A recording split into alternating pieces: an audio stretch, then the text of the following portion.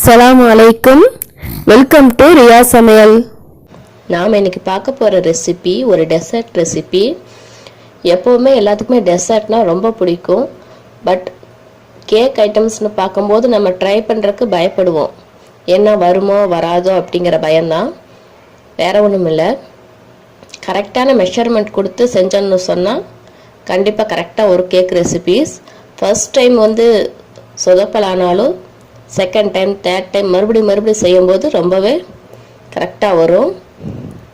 So அந்த வகையில் நான் இன்றைக்கி ஓரியோ சீஸ் கேக் எப்படி செய்யலான்னு சொல்ல போகிறேன்.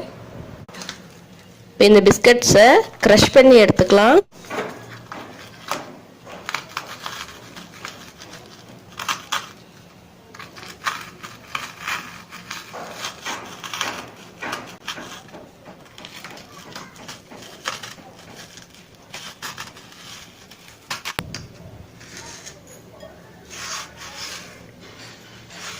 எல்லா பிஸ்கட்ஸையும் இந்த மாதிரி க்ரஷ் பண்ணி எடுத்துக்கலாம். 50 ml பட்டர் எடுத்துருக்கிறேன். இந்த பட்டரை இதில் சேர்த்துடலாம்.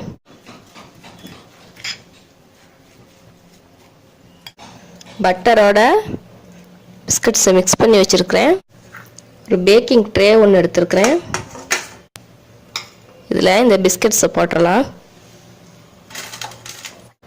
எல்லா பக்கமும் இதை ஸ்ப்ரெட் பண்ணி விட்டுறலாம். இதை நல்லா போட்டு ப்ரெஸ் பண்ணி விட்டாச்சு. இதை ஒரு 1/4 மணி நேரம் ஃப்ரிட்ஜில் வச்சிடலாம். 75 கிராம் சர்க்கரையை பவுடர் பண்ணி வச்சுருக்கிறேன். 100 கிராம் க்ரீம் சீஸ் எடுத்துருக்கிறேன். இப்போ இது ரெண்டையும் சேர்த்து பீட் பண்ணி எடுத்துக்கலாம்.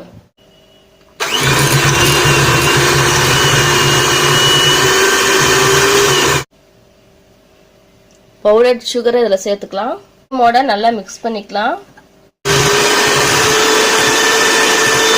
நல்லா பீட் பண்ணியாச்சு. க்ரீம் மாதிரி இருக்கு பாருங்க. 150 கிராம் விப்பிங் க்ரீம் எடுத்துருக்கிறேன். ஒரு பாத்திரத்தில் ஐஸ் கியூப்ஸ் எடுத்துருக்கிறேன். இதில் வச்சு தான் நான் விப்பிங் க்ரீமை பீட் பண்ண போகிறேன். அப்போ தான் நல்லா க்ரீம் கன்சிஸ்டன்சி கிடைக்கும். இது டெம்பரேச்சர் குறையாமல் இருந்துச்சுன்னா நல்லா க்ரீம் கன்சிஸ்டன்சி கிடைக்கும். இதை பீட் பண்ணி எடுத்துக்கலாம்.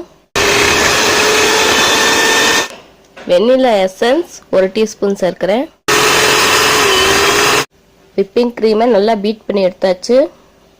விப்பிங் க்ரீமோட இந்த க்ரீம் சீஸை ஆட் பண்ணிக்கலாம். ரெண்டையும் சேர்த்து நல்லா மிக்ஸ் பண்ணிக்கலாம்.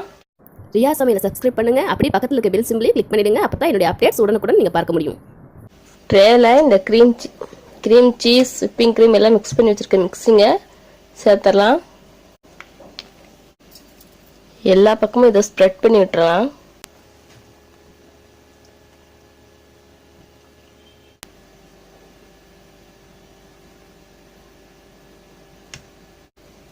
இது ஒரு 2 hours ஃப்ரிட்ஜில் வச்சிடலாம்.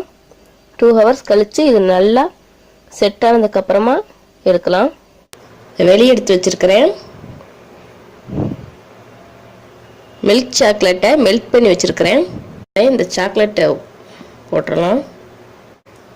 இதை ஒரு 5 நிமிஷம் ஃப்ரிட்ஜில் வச்சிடலாம். சீஸ் கேக் ரெடி ஆயிடுச்சு.